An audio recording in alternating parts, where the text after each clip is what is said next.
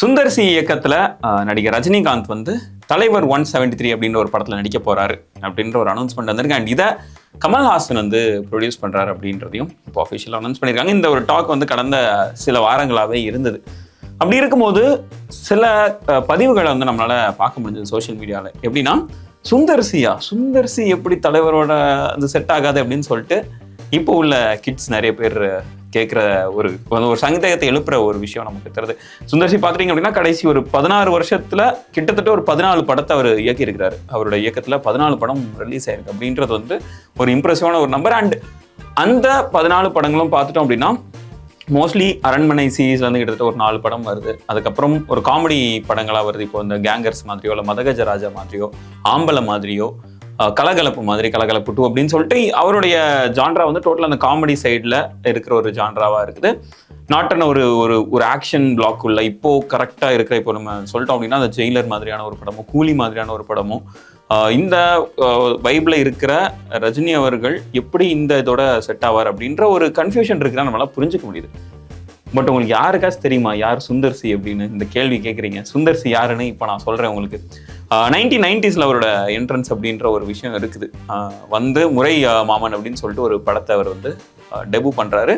முதல் படமே பயங்கரமான ஒரு படமாக இருக்குது. எனக்கு பார்த்து என்னையா இப்படி ஒரு படத்தை ஓப்பனிங் படமாகவே அவர் கொடுக்க முடியுமா அப்படின்னு சொல்லிட்டு. ஏன்னா அவ்வளோ ஒரு காமெடி.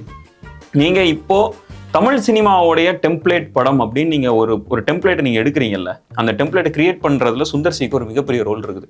அந்த படத்தில் உங்களுக்கு ஆக்ஷன் வந்து அதுக்கான அளவு இருக்கும், காமெடின்றது அதுக்கான ஒரு அளவு இருக்கும், அதில் இருக்கிற ட்ராமா அதோட எமோஷன்ஸ் எல்லாமே சுந்தர் சி படத்தில் இருக்கும். அந்த 90s வந்த சுந்தர் சி படங்கள்லாம் நீங்கள் பார்த்தீங்க அப்படின்னா அத்தனை ஸ்டார்ஸ் அவர் அந்த இடத்துல உருவாக்கி இருக்கிறாரு.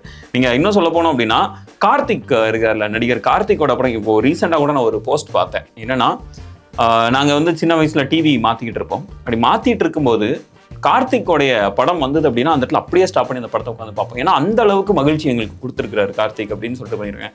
நீங்கள் கார்த்திக்கோடைய ஐகானிக் படங்கள்லாம் பார்த்துட்டிங்கன்னா அந்த அதிகபட்சமான படங்கள் வந்து சுந்தர் சி எடுத்த படமாக இருக்கும். நீங்கள் பார்த்தீங்கன்னா கிட்டத்தட்ட கார்த்திக் மட்டுமே 5க்கும் மேற்பட்ட படங்களை வந்து சுந்தர் சி கொடுத்துருக்காரு. ஒவ்வொன்றும் ஐகானிக்கான படங்கள்.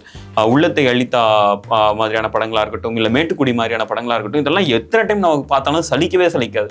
இப்போவும் சொல்கிறாங்கல்ல சிலர் வந்து இந்த மாதிரி நான் பதிவு ஒன்று பார்க்குறேன் அப்படின்ட்டு, எந்த கார்த்திகோடைய இது படம் வருதுன்னா அந்த இடத்துல நிறுத்தி நாங்கள் ஃபுல் படத்தையும் பார்ப்போம் அப்படின்னு சொல்கிறாங்களே, அதுக்கு மிகப்பெரிய கிரெடிட் வந்து சுந்தர் சிக்கு போகும். ஏன்னா அவர் அந்த ஒரு விஷயத்தை கிரியேட் பண்ணுறாரு. அவரோட படங்கள் அப்படின்னாலே அதில் வர காமெடி வந்து உங்களுக்கு எத்தனை வருஷம் ஆனாலும் உங்களால் ரசிக்க முடியும். 90s வந்ததாக இருக்கட்டும் சரி, ஏர்லி 2000s வந்த படமாக இருந்தாலும் சரி, உங்களால் ரசிக்க முடியும் சுந்தர் சி படங்களில் வர காமெடியை. அதுவும் இல்லாமல் அவர் ஒரு டெம்ப்ளேட்டை கிரியேட் பண்ணியிருக்காரு. நான் முன்னாடி சொன்னேன்ல, அந்த டெம்ப்ளேட்டை வந்து நீங்கள் இப்போ கூட நிறைய பேரால் எடுக்க முடியாது. அஃப்கோர்ஸ் ஏன்னா அது வந்து ஒரு கிளீஷியான டெம்ப்ளேட். அந்த கிளீஷையெல்லாம் இப்போல்லாம் எடுத்தால் ஓடாதுப்பா அப்படின்னு நினைக்கிறீங்க. ஆனால் அந்த கிளீஷியான டெம்ப்ளேட் எப்படி புது விதமாக கொடுக்குறது அப்படின்ற ஒரு கான்செப்ட்ல இன்னைக்கு வரைக்குமே சுந்தர் சி வந்து ஓடிட்டு இருக்கிறாரு. அந்த சுந்தர் சியோட அந்த ஒரு ஆஸ்பெக்ட் ஆஃப் இட் வந்து இன்னுமே நம்மளால ரசிக்க முடிய ஒரு விஷயமா இருக்கும். இப்போ ஒரு எக்ஸாம்பிள் உங்களுக்கு நான் சொல்றேன். அருணாச்சலம் அப்படின்னு சொல்லிட்டு ஒரு படம் வருது. அதுக்கு சுந்தர் சி தான் இயக்குனர். கதை வந்து ப்ரூஸ்டர்ஸ் மில்லியன்ஸ் அப்படின்னு சொல்லிட்டு ஒரு காமெடி நாவலை தழுவிய ஒரு கதை. இந்த கதை வந்து ரஜினி அவர்கள் தான் சொல்றாரு. இந்த மாதிரியான ஒரு கதை இருக்குது, இதுக்கு ஏற்ற இயக்குனர் எனக்கு வேணும் அப்படின்னு சொல்லிட்டு ரஜினி அவர்கள் வந்து ஒரு பெரிய ஹண்ட்ல இருக்காரு. எந்த இயக்குனர் இதுக்கான கரெக்டான ஆள் அப்படின்ட்டு. நிறைய பேருக்கு அந்த கதை வந்து பிடிக்கவே இல்லை.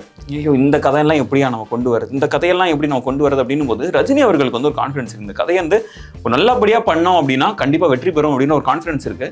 ஆனா அவர் இந்த கதையை ரெக்கமெண்ட் பண்ண எந்த ஒரு இயக்குனருக்குமே அந்த கான்ஃபிடன்ஸ் இல்லை, இன்க்ளூடிங் சுந்தர் சி.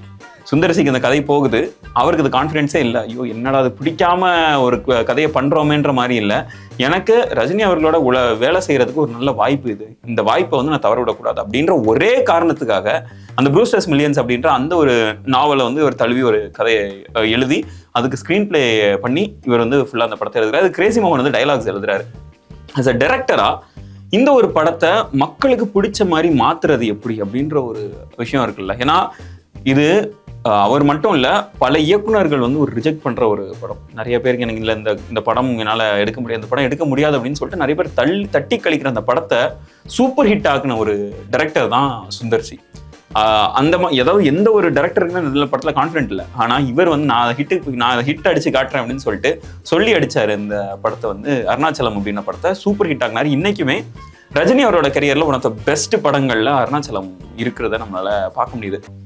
இந்த படத்துல நம்ம இன்னொரு முக்கியமான ஒரு ஆஸ்பெக்ட் நம்ம பார்க்கணும் அப்படின்னா, இந்த படத்தோட ஃபில்மிங் வந்து கிட்டத்தட்ட 20 நாள்லேயே major part of the filming வந்து முடிஞ்சிருச்சு. வெறும் 20 நாள்ல. யோசித்து பாருங்க, இப்போ வந்து ஒரு படத்தை வந்து 20 நாள்ல ஒரு மேஜர் பார்ட் ஆஃப் த ஃபில்மிங்கை வந்து முடிக்க முடியும் அப்படின்னு இப்போ இருக்கிற ஏதோ ஒரு இயக்குனரை நீங்க காட்டுங்க பார்ப்போம். முடியவே முடியாது உங்களுக்கு. ஏன்னா அந்த அளவுக்கு ஒரு குயிக்கான ஒர்க்கர், அந்த அளவுக்கு ஒரு எஃபிஷியன்டான ஒர்க்கர். குயிக் ஒர்க்கர் அப்படின்றத எஃபிஷியன்ட்ன்ற வார்த்தை நம்ம இங்கே பயன்படுத்தலாம். ஏன்னா குறைவான காலத்துல என்னால அல்டிமேட்டான அவுட்கம் என்னால் கொடுக்க முடியும் அப்படின்ற ஒரு இயக்குனர். இவர் டைம் பெருசாக வேஸ்ட் பண்ணுறது கிடையாது. எனக்கு எந்த இது வேணும் அப்படின்ற ஒரு கிளியர் விஷன் உள்ள ஒரு ஆள். நான் முன்னாடி சொன்னேன்ல, கடந்த 16 ஆண்டுகளில் 14 படத்தை அவர் இயக்கியிருக்காரு. 2010 2025 14 படத்தை அவர் இயக்கியிருக்காரு இந்த ஒரு 16 இயர்ஸில்.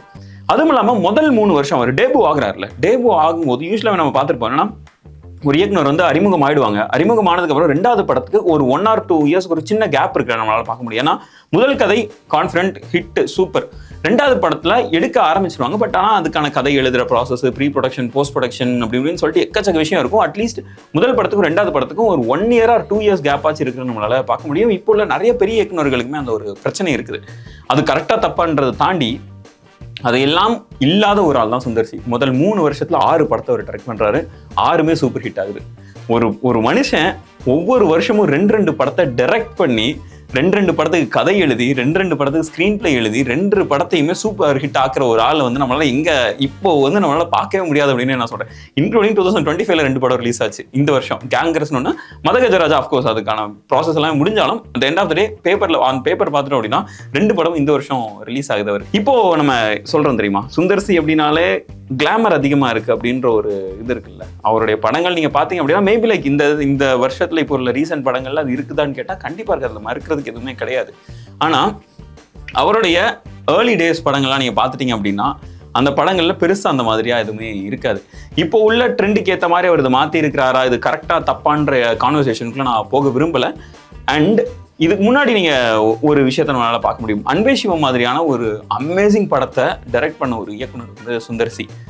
அவர் அவ்வளோ ஒரு அமேசிங்கான ஒரு படைப்பை எடுத்து கொடுக்கும் பொழுது அங்க மக்கள் வந்து அதை நிராகரிக்கிறாங்க.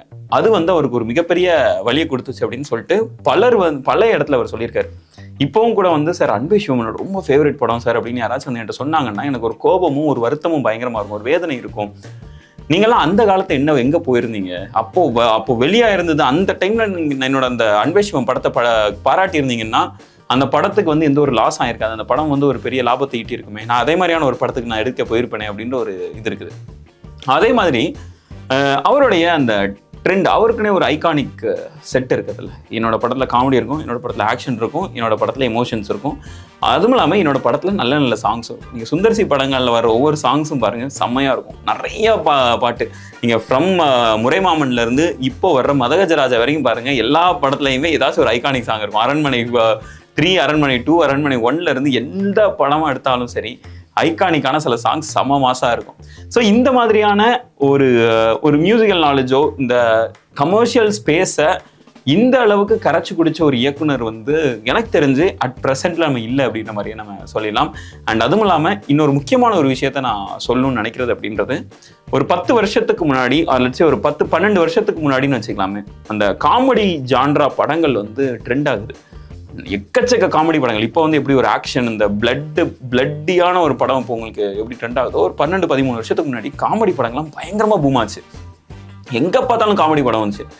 எங்க பார்த்தாலும் காமெடி படம் வந்தாலும் எல்லா இயக்குநர்களுமே அந்த டைம்ல காமெடி படம் எடுத்திருந்தாங்க. எல்லா நடிகர்களுமே அப்போ ஒரு காமெடி படத்தை ரிலீஸ் பண்ண நம்மளால பார்க்க முடியும். அப்படி காமெடி படங்கள் கொட்டி இருக்கும் பொழுது அந்த காமெடி படங்கள்லையும் 2-3 காமெடி படம் பிரைட்டா தெரியும் நமக்கு. ரொம்ப ஸ்பெஷலா இருக்கும் அந்த காமெடி படம். அந்த மாதிரி காமெடி படங்கள் எடுத்தவர் வந்து சுந்தர் சி. தீயா வேலை செய்யணும் குமார் மாதிரியான படமா இருக்கட்டும், இல்ல கலகலப்பா இருக்கணும். கலகலப்பு படத்தை நீங்க எத்தனை டைம் பார்த்தாலும் சரி, இப்போ கூட நம்ம டிவியில உட்காந்து பார்த்தோன்னா ஒவ்வொரு இடத்துலையும் நம்ம சிரிக்காம இருக்க முடியாது. ஏன்னா அவ்வளோ யதார்த்தமான ஒரு காமெடியா இருக்கும். அது வந்து எபிசோட்ஸா நம்ம தனியா பிரிச்சு பார்க்கலாம். அந்த எபிசோடெல்லாம் ஒன்னா கோர்த்தாவது ஒரு கதை வரும் அந்த படத்துல. அதுவும் குறிப்பா அந்த கிளைமேக்ஸ் சீன் நான் எத்தனை டைம்னாலும் நான் பார்ப்பேன். எனக்கு ஏதாச்சும் ஒரு டைம் போர் அடிச்சது, கொஞ்சம் மூட் கொஞ்சம் அப்லிஃப்ட் பண்ணணும் அப்படின்னு நினைச்சீங்க அப்படின்னா, கொஞ்சம் லைட்டன் பண்ணணும் அப்படின்னு நினைச்சீங்கன்னா கலகலப்பு படத்தோட காமெடி ட்ராக் எல்லாம் நீங்க போட்டீங்கனாலே தெரியும், பிரிச்சு மேஞ்சிருப்பாரு. ஸோ இந்த மாதிரியான ஒரு லெஜெண்டரி இயக்குனர் தான் சுந்தர் சி. மேபி லைக் இப்போ உள்ள ஆடியன்ஸ் வந்து சுந்தர் சியா இப்படிதான் இருக்கும், இந்த மாதிரியா இருக்குமே, அவர் படம்ல கிளாமர் நிறையா இருக்குமே அப்படி இப்படின்னு நீங்க சொன்னீங்கன்னா அக்ரி, எனக்கு என்னால் புரிஞ்சிக்க முடியுது. இந்த காலத்து மக்களாக இருக்கட்டும், இல்லை இந்த காலத்து யங் ஆடியன்ஸ் வந்து பார்த்து வளர்ந்த சுந்தர்சி அப்படின்றது இந்த சுந்தர்சியாக தான் இருக்குது. ஆனால் Sundar C is much more then that, is much more then that. அதையெல்லாம் தாண்டிய ஒரு லெஜெண்டரியான டைரக்டர் தான் சுந்தர்சி. அண்ட் அவரும் ரஜினிகாந்த் அவர்களும் கிட்டத்தட்ட ஒரு 30 வருஷத்துக்கு அப்புறம் ஒன்றிணைகிறாங்க அப்படின்ற ஒரு செய்தி வந்து உண்மையாக ரொம்ப சந்தோஷமான ஒரு விஷயமா தான் இருக்குது. அண்ட் அதுவும் இல்லாமல் இன்னும் சொல்கிறேன், இது வரைக்கும் இப்போ நீங்கள் ரீசெண்டாக ஒரு பெட் கட்டுறேன், இப்போ நீங்கள் ரீசெண்டாக நீங்கள் பார்த்துருக்கிற சில இயக்குநர்கள்லாம் இருக்காங்களா, ரஜினி அவர்களை எடுத்த இயக்குநர்களை விடவும் பல மடங்கு வேகமாக எடுக்க போகிற ஒரு இயக்குனர் வந்து சுந்தர்சி. அவ்வளோ எஃபிஷியண்ட்டாக இருப்பார். ஒரு 50-60 நாளில் ஒட்டுமொத்த ஷூட்டிங்கும் முடிச்சுட்டு ரஜினி அவர்களை வந்து ரிலீஸ் பண்ணி விட்டு, சார் நீங்கள் அடுத்த படத்துக்கு போங்க அப்படின்னு சொல்லி விடுற ஒரு இயக்குனராக சுந்தர்சி இருப்பார். அண்ட் இந்த படத்தோட அனௌன்ஸ்மெண்ட்டையுமே லைக் ரிலீஸ் டேட்டையுமே சொல்லிட்டாங்க. 2027 பொங்கலில் இந்த படம் ரிலீஸ் ஆகும் அப்படின்ற மாதிரி சொல்லியிருக்காங்க. கிட்டத்தட்ட ஒரு வருஷம் தான் இருக்குது. இந்த ஒரு வருஷத்தில் இந்த படத்தை ஃபுல்லாக ரெடி பண்ணுறாரு. இது இடையில ஜெயிலர் 2 படத்தோடைய வேலைகளும் இருக்குது. அந்த ஜெயிலர் 2 படம் வேலைகள் முடிஞ்சதுக்கு அப்புறம் தான் இந்த படத்துக்கான வேலைகள் ஆரம்பிக்க போகுது. ஆனாலும் இன்னும் ஒரு வருஷத்தை இந்த படத்தை ரிலீஸ் பண்ணி காட்டுறேன் அப்படின்னு சொல்லிட்டு சுந்தர்சி பயங்கரமான ஒரு கான்ஃபிடென்ட்டாக சொல்லியிருக்கிறது நமக்கு தெரியுது. And that's it. சுந்தர்சியோட படங்களில் உங்களுக்கு பிடிச்ச படம் என்ன அப்படின்றத கீழே கமெண்ட் பண்ணுங்க. அண்ட் இந்த படத்துக்கு நீ எந்த அளவுக்கு எக்ஸைட்டடாக இருக்கீங்க அப்படின்னு கீழே கமெண்ட் பண்ணுங்க. நெக்ஸ்ட் வீடியோவில் மீட் பண்ணுவோம்.